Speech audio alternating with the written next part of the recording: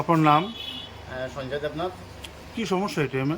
Actually আপনার এই এটিএমটার মধ্যে যখনই টাকা তুলতে আসি তখনই একটা বার সামনে একটা লেখা আসে ঠিক আছে।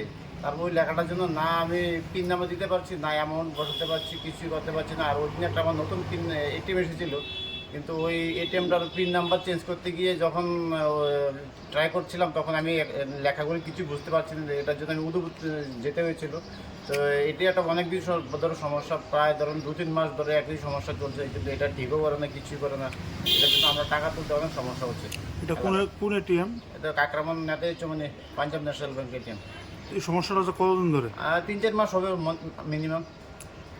এই সমস্যাটা এখন পর্যন্ত কোনো সমস্যার সমাধান না, হয়? কোনো সমাধান নেই। পাঞ্জাব ন্যাশনাল ব্যাংক ব্রাঞ্চের সাথে যোগাযোগ করলে তারা বলে ট্রাই করা এভাবেই হবে। তো সেটা কি মানে এটা কি লেখাটা কোনখানে আসে লেখাটা? একদম মাঝখানে একটা বড় একটা মানে কি লেখা একটা স্ক্রিনের মতন এসে বন্ধ হয়ে থাকে, সাইডগুলো দেখা যায়, জাস্ট আন্দাজ করে টিপতে হয়।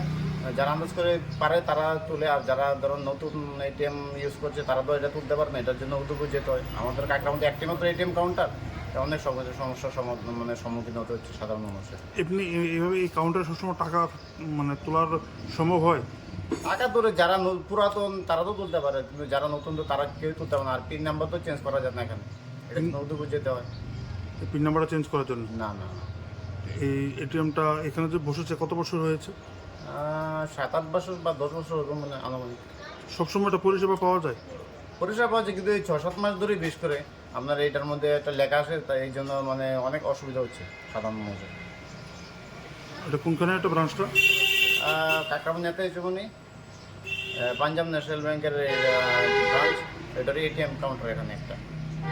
আর কাকরামন যেহেতু একটি এটিএম কাউন্টার, এই জন্য সবচেয়ে বেশি সমস্যা হয়।